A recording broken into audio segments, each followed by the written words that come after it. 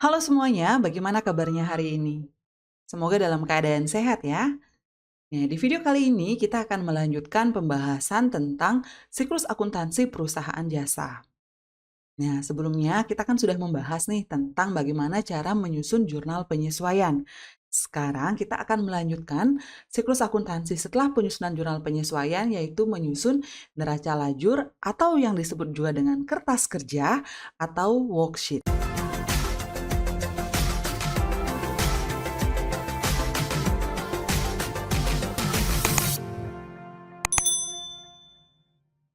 Neraca lajur atau kertas kerja ini mempunyai tujuan untuk memudahkan kita di dalam menyusun laporan keuangan. Adapun sumber pencatatan kertas kerja atau neraca lajur itu adalah dari neraca saldo dan juga jurnal penyesuaian. Nah, hari ini kita akan berlatih tentang bagaimana sih caranya menyusun neraca lajur atau kertas kerja atau worksheet. Jadi kita latihannya nyambung ya, yaitu Salon Meli. Pertama kita siapkan kolomnya terlebih dahulu. Nah, kolom untuk neraca lajur itu, yang biasa kita gunakan ya, kita hari ini akan berlatih yang 10 kolom atau 5 lajur. Nah, hitungannya dari sini ya. Jadi, lajur neraca saldo, 2 kolom debit kredit, lajur AJP, lajur NSD, laba rugi, dan juga neraca. Jadi ada 5 lajur atau, kita juga sering sebut sebagai neraca lajur 10 kolom. Nah, di sini ya, kolomnya terdiri dari nomor akun ya, kemudian nama akun, ada kolom neraca saldo, debit, dan kredit. Nah, yang kita lakukan adalah pertama itu kita menyalin dari neraca saldonya. Nah, kalau misalnya kalian latihan secara manual, biasanya itu kan menggunakan buku folio ya, folio bergaris. Jadi biasanya yang dipakai itu 2 halaman kan, supaya kolom-kolomnya itu dia bisa lebih lebar lah ya. Jadi kita nulis angkanya itu dia jelas. Kalau misalnya pakai 1 halaman aja itu kan nanti mepet-mepet ya nulisnya, jadi agak susah ya nanti latihannya. Nah, sekarang karena kita latihannya di Excel ya, kita tinggal copy paste saja. Kita udah punya neraca saldo, jadi kita copy dari nomor akunnya, kemudian nama akunnya, dan angka debit dan juga kreditnya. Nah, kita copy di sini. Ya. Nah, jadi seperti ini. Jadi, intinya kalian tinggal menyalin ya. Jadi tinggal menyalin nomor akunnya disalin, kemudian nama akunnya. Jadi disesuaikan dengan apa yang tercatat di neraca saldonya. Nah, tahap ini jelas ya? Nah, berikutnya ya, yang kita lakukan adalah mengisi kolom AJP atau jurnal penyesuaian. Berarti sumbernya dari mana? Sumbernya dari jurnal penyesuaian tentunya ya. Nah, jadi kita di sini lihat jurnal penyesuaiannya. Nah, kebetulan di jurnal penyesuaiannya ref-nya sudah berisi ya, berarti jurnal penyesuaian ini sudah diposting juga ke buku besar. Karena ingat, setiap jurnal harus diposting ke buku besar. Nah, jadi kita pindahkan satu-satu berurutan dari atas dan pastikan tidak ada yang terlewat ya. Jadi yang pertama ada beban perlengkapan, angkanya di sini, maaf ini di kredit ya, kita pindah dulu, oke ya. Nah, jadi di sini ada beban perlengkapan 70.000 di debit. Nah, neraca lajurnya kita cari beban perlengkapan. Nah, kita catat di AJP, di debit. Nah, ini angkanya kan 70.000. Nah, tinggal dituliskan saja dia di sini, beban perlengkapannya di debit 70.000 ya. Nah, pastikan ya, kalian di dalam memasukkan angkanya ini ya, itu angkanya dimasukkan ke kolom AJP untuk data yang bersumber dari jurnal penyesuaian. Ya, jangan nanti masuk ke sini, ke neraca saldo, salah deh jadinya. Ya, jadi kalau kita sumber datanya dari jurnal penyesuaian, ya masuknya dia ke kolom AJP. Jadi sederhana tinggal kita salin saja ya. Jadi kalau manual ya tinggal dicatat saja, ditulis. Kemudian yang di kreditnya ada perlengkapan ya. Perlengkapannya di kredit. Nah, kita masukkan, kita cari perlengkapan di AJP kredit. Oke, berikutnya beban penyusutan. Beban penyusutan di debit. Nah, kita cari beban, kelompok beban. Nah, di debit. Nah, kemudian di sini akumulasi penyusutan. Akumulasi penyusutan. Nah, ini kebetulan untuk nama-nama akunnya sudah lengkap tersedia semua ya. Biasanya kadang kalau berlatih itu ya, jadi di neraca saldo ini yang ada itu hanya nama-nama akun yang memang dia ada angkanya. Nah, sehingga ketika ada beberapa akun baru yang muncul. Nah, seperti ini misalnya sewa dibayar di muka. Ini kan belum ada neraca saldonya. Nah, belum ada angka maksudnya ya. Nah, biasanya dia tidak muncul dia nama akunnya, tapi ketika dia muncul di AJP yang dilakukan adalah menambahkan di bawahnya. Nah, nggak apa-apa seperti itu ya. Ini kebetulan nama akunnya memang sudah lengkap ada semua, jadi kita tinggal mengisinya saja. Jadi nggak usah buat akun baru lagi di bawahnya. Ya, kemudian ada beban bunga ya. Beban bunganya di debit 2.000. Oke. Kemudian ada utang bunga. Utang bunganya di kredit. Nah, utang bunga kita cari utang bunga. Oke, utang bunga di kredit. Kemudian ada piutang. Piutang ya. Catat. Kemudian ada pendapatan usaha. Tarik ya, pendapatan usaha di kredit. Berikutnya ada pendapatan diterima di muka. Itu di debit ya di penyesuaiannya. Kemudian ada, nah lagi pendapatan usaha 200.000. Ini kan semula pendapatannya sudah ada 100.000. Kita tambahkan ya. Jadi ada masuk 200.000 lagi, 100 tambah 200 itu berarti jumlah pendapatannya adalah 300.000. Oke, jelas ya. Nah, kemudian ada sewa dibayar di muka 200.000. Kita catat di sewa dibayar di muka di debit 200.000 ya. Nah, kemudian yang terakhir itu adalah beban sewa. Beban sewanya itu di kredit. Oke, nah sudah ya, kita sudah catat semua AJP-nya ya. Jadi ini bersumber sekali lagi dari jurnal penyesuaian. Nah, kita jumlahkan ya. Jadi neraca saldo ini kan sebenarnya bisa aja kita ngambil jumlahnya dari sini ya. Tapi kita bisa ngecek lagi, kita bisa jumlah ulang. Jadi pastikan untuk kolom neraca saldo ini jumlah antara debit dan kreditnya itu harus seimbang. Nah, jadi bisa kita jumlahkan lagi ya untuk memastikan bahwa memang jumlahnya sudah benar. Jadi supaya tidak ada yang kelewat. Mungkin ada yang belum dimasukkan seperti itu. Nah, jadi menghindari kesalahan seperti itu lebih baik kita jumlahkan saja. Nah, AJP juga. Jadi untuk AJP antara debit dengan kreditnya harus seimbang. Dan kita harus cocokkan ya apakah jumlahnya sudah benar, sudah sesuai dengan jumlah jurnal penyesuaian. Demikian juga tadi neraca saldonya. Nah, karena kita tadi copy paste saja ya. Jadi pasti sudah sama dia. 582, iya. Nah, sudah ya, sudah jelas sampai di sini.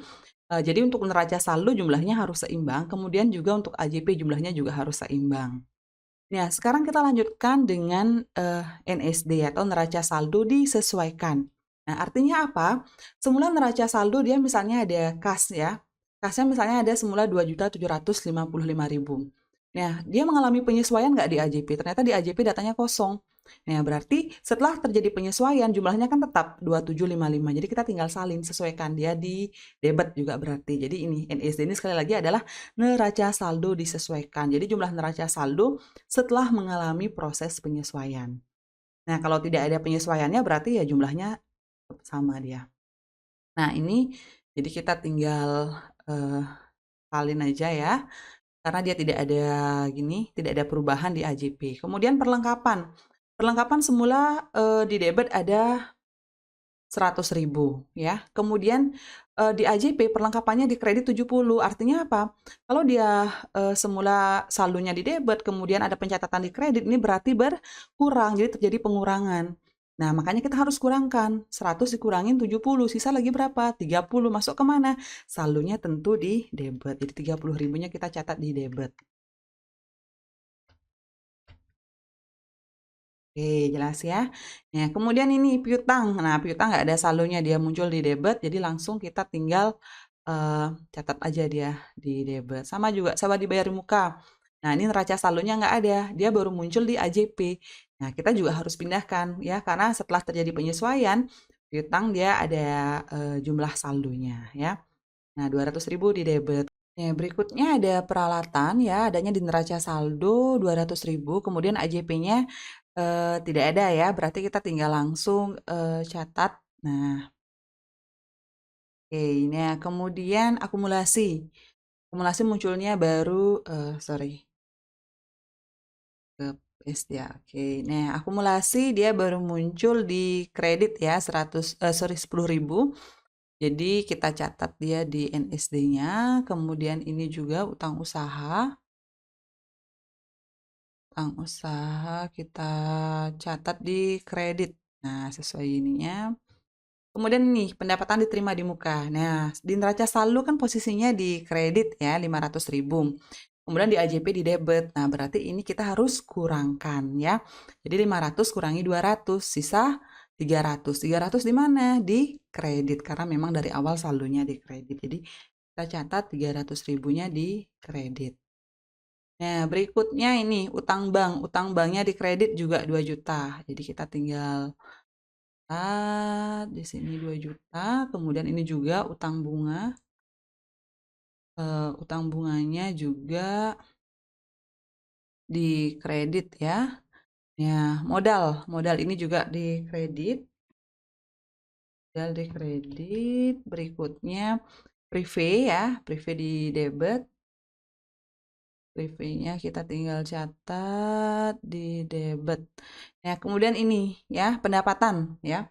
Pendapatan semula ada 300.000 di neraca saldonya, kemudian di AJP di kredit 300. Jadi kita tambahkan. Nah, kredit dengan kredit ya kita tambahkan. Demikian juga kalau misalnya yang di debit dengan di debit ya kita tambahkan ya. Di mana posisi awal saldonya kita catat di sana dia di NSD-nya. Nah, berarti di sini dia di kredit 600.000.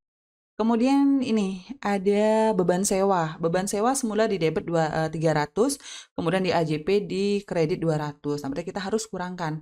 3 kurangi 2 ya, 1. Berarti di sini kita catatnya 100.000 di debit. Nah, karena saldo beban memang di debit ya dari awal ya. Kemudian beban ini kan tidak ada di AJP ya, jadi kita tinggal salin saja beban listrik dan beban gajinya itu masuk ke debit. Nah, berikutnya ini juga untuk beban perlengkapan, beban penyusutan, dan beban bunga ya. Karena tidak ada neraca saldonya, jadi munculnya di AJP saja, kita juga salin dia ke NSD. Jadi kita catat di debit juga. Ya. Jadi sudah semuanya, kita isikan NSD-nya, sekarang kita jumlahkan. Nah, untuk NSD, jumlah debit dengan jumlah kreditnya juga harus seimbang. Wah, ini ternyata belum seimbang ya, berarti ada kesalahan di sini. Nah, ini kita cek lagi, nggak apa-apa ya. Jadi, ini ada kasnya 2775 sudah, perlengkapannya. Oh, ini ya, 100 kurangin 70, nolnya kelebihan. Jadi, harusnya di sini 30.000. Jadi, kita harus cek dari atas dulu ya. Nah, jumlahnya sudah ya. Sambil kita cek lagi, boleh 100, 200, 200, kemudian ini kredit 10, 100, 300. Ya. Nah, sudah. Jadi ini sudah benar ya jumlahnya ya. Tadi di sini kesalahannya harusnya 30.000 kelebihan 0 lagi 1, nggak apa-apa. Nah, sekarang dari NSD kita akan melanjutkan pengisian laba rugi atau neraca ya. Jadi kita isi salah satunya. Nah, kapan kita mencatatkannya di laba rugi? Jadi yang kita lihat jangan lagi lihat neraca saldo, jangan lagi lihat AJP, kita lihat angkanya di sini, di NSD yang kita lihat angkanya. Oke ya. Jadi dari NSD ini kita akan salin angkanya. Nah, apabila termasuk akun nominal atau akun laba rugi ya, maka dari angka NSD ini kita akan salin ke kolom laba rugi. Apa saja kelompok akun nominal atau akun laba rugi? Jadi untuk menghitung laba rugi itu kan kita menggunakan caranya itu kan pendapatan dikurangi beban. Jadi pendapatan dan beban itu termasuk kelompok akun nominal atau akun laba rugi. Sehingga ya untuk yang akun pendapatan biasanya kan nomornya 4 ya dan akun beban kita tinggal catat angkanya di laba rugi. Jadi kita tinggal nyalin dari angka NSD-nya saja. Ya. Nah, apabila ya termasuk kelompok akun real atau akun neraca, jadi harta, utang, dan modal ya, itu kita akan catatkan di kolom neraca. Nah, termasuk juga prive ya, termasuk prive juga di dalamnya, karena prive ini pengurang modal. Jadi kalau untuk neraca lajur 10 kolom ya, kita prive-nya juga catatkan di kolom neraca. Jadi ingat sekali lagi, pendapatan beban itu dicatat ke laba rugi, sedangkan harta, utang, modal termasuk prive di dalamnya dicatat di neraca. Nah, sekarang kita tinggal catatkan saja. Nah, ini kan di debit ini ada kas, kemudian piutang. Ini semua akun real atau akun neraca ya. Nah, jadi kita tinggal salin jumlahnya Kita catat di sini. Nah, di debit, kemudian ini akumulasi, kemudian utang, pendapatan diterima di muka itu utang ya. Di nomor akun 2 ini utang dan modal sampai dengan privenya ya. Nah, sampai dengan privenya kita salin. Oke, sorry. Oke, apa-apa. Nah, sudah ya. Jadi sampai dengan privenya kita salin. Nah, kan dulu angkanya. Oke, sudah ya. Nah, berarti yang neracanya sudah selesai semuanya. Sekarang kita tinggal salin yang untuk akun nominal atau laba ruginya ya, yaitu dari pendapatan dan juga beban. Nah, ini kita ambil dari NSD, sekali lagi dari NSD kita ambil ya, menyesuaikan dia jumlahnya. Nah, jadi masuknya ke kolom laba rugi. Oke, sudah jelas ya. Nah, sekarang kita tinggal jumlahkan saja laba rugi dan juga neracanya. Jadi debitnya kita jumlahkan, kreditnya kita jumlahkan. Ini aja, biar lebih jelas. Nah, jadi kita jumlahkan ya. Nah, dari atas saja biar nanti kita bisa tinggal copy rumus sumnya. Nah, jumlahnya untuk laba rugi debitnya 302.000, kemudian kreditnya jadeng. Wah, ternyata hasilnya beda.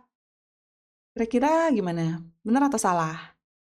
Nah, belum bisa ya kita pastikan, tapi memang untuk laba rugi dan juga neraca, jumlah antara debit dengan kreditnya memang tidak sama. Ya, tetapi selisihnya itu harus sama. Gimana sih maksudnya? Nah, sekarang coba bisa diperhatikan ya. Nah, kita jumlahkan juga di sini ya. Oke, nah ini juga di kolom neraca. Gimana jumlahnya? Sama nggak? Nah, jumlahnya juga sama ternyata. Nah, sekarang baru kita hitung selisihnya. Nah, kita lihat dulu di kolom laba rugi. Nah, laba rugi ini lebih besar mana? Lebih besar angka kreditnya ya, di kreditnya 600.000, debitnya 302.000 saja. Jadi kita hitung selisihnya. Jadi kita tulis angka selisihnya itu di yang angkanya lebih kecil. Nah, jadi di sini berarti 600.000 dikurangi dengan 302.000. Nah, hasilnya 298.000. Jadi selisih di laba rugi itu ketemunya 298.000. Nah, maksudnya tadi yang disampaikan selisihnya harus sama, selisih di neraca pun juga ketemunya harus sama, yaitu 298.000. Nah, kira-kira sama nggak ketemunya? Semoga ya, biar nggak ngecek lagi di mana kesalahannya. Oke, nah 3290 kita kurangkan dengan ini. Yeay, sama ternyata ya. Nah, oke, kita tinggal jumlahkan keseimbangannya. Ya, sudah seimbang, tinggal di garis 2 ya. Nah, di sini sudah selesai dia. Oke, bottom double border. Nah, ini juga. Nah, ini fontnya biar sama ya, kita format paper. Ini juga kita bisa gini. Jadi jumlahnya kita tutup garis 2. Nah, sekarang pertanyaannya, ini selisihnya ini menunjukkan laba atau rugi. Nah, ini ya, coba kita pakai warna ya. Pakai warna biru. Dan kita bold ya. Nah, 298 ini laba atau rugi? Bisa nggak kita mengetahuinya? Bisa ya. Jadi ini adalah laba. Kenapa laba? Karena lebih besar kita lihat di kolom laba ruginya ya. Kolom laba ruginya, kreditnya ini 600.000. Sedangkan total debitnya 302.000. Nah, yang kita catat di kredit itu apa sih kalau di kolom laba rugi? Nah, yang kita catat di kredit itu adalah untuk bertambahnya pendapatan. Sedangkan yang dicatat di debit itu adalah bebannya. Berarti di sini kalau kita bandingkan lebih besar kreditnya kan daripada debitnya, lebih besar pendapatan dibandingkan dengan bebannya. Selisihnya 298.000. Nah, ketika perusahaan memperoleh keuntungan atau laba, pada akhirnya akan menambah modal. Modal itu bertambahnya di kredit. Nah, jadi di sini makanya selisihnya lagi satu tuh di kredit ya. Jadi kalau selisihnya itu kita bilangnya di pinggir sama di pinggir ya, ini berarti perusahaannya mengalami keuntungan. Atau kita isi di sini laba. Ya. Jadi laba sebesar 298.000. Nah, jadi nggak mungkin selisihnya itu ketemunya di sini di debit, di kolom laba rugi di debit, kemudian di neraca di debit juga. Nah, pasti ada kesalahan di neraca lajurnya. Atau mungkin ketemunya di laba ruginya misalnya di kredit, kemudian di neracanya di sini di kredit. Jadi nggak mungkin. Jadi selalu dia, kalau laba ruginya di debit, neracanya di kredit. Ya, jadi di sini pendapatan lebih besar daripada beban, laba pada akhirnya menambah modal. Kalau dia selisihnya di sini, berarti perusahaannya rugi. Karena apa? Karena bebannya lebih besar daripada pendapatannya. Berarti modalnya akan berkurang. Jadi kalau rugi itu dia posisinya ada di sini, selisihnya. Ya, sampai di sini jelas ya? Nah, semoga bisa dipahami penyusunan neraca lajur atau kertas kerja atau worksheet. Nah, jadi di sini setelah kita menyusun neraca lajur kertas kerja atau worksheet ini, itu tentu akan memudahkan kita dalam menyusun laporan keuangan. Jadi di sini kan sudah dipilah dia ya di neraca lajur ini. Jadi nanti ketika kita menyusun laporan laba rugi ya tinggal ngambil angka dari laba rugi saja. Kemudian menyusun neraca ya tinggal ngambil angkanya dari neraca. Nah, jadi sekali lagi, tujuan dari penyusunan neraca lajur itu adalah untuk memudahkan kita dalam menyusun laporan keuangan. Jadi, gambarannya itu ya, ini kurang lebih orak-oreknya kita lah ya, setelah menyusun neraca saldo, jurnal penyesuaian, sebelum melanjutkan ke laporan keuangan. Oke, sampai di sini video kita kali ini. Tetap semangat dan jaga kesehatan. Sampai jumpa di video-video selanjutnya.